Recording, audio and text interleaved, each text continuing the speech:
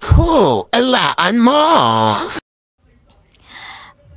Blind item news! Actor couldn't help but get emotional as he spoke about his love for his girlfriend, actress B.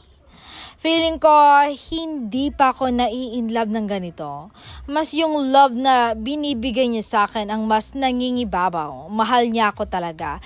Ganon ang pakiramdam ko. D said. B, for her part, said her relationship with Aquino came as a surprise as she noted that she was hesitant about.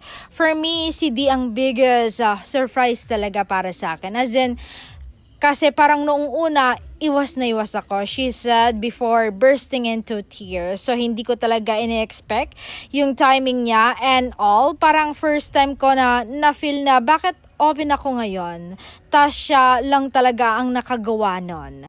Nagkaroon din naman ako ng nakilala before, tapos hindi ganito. Pero this is totally different. Ngayon ko lang na-experience na ganito pa lang magkajowa, she added.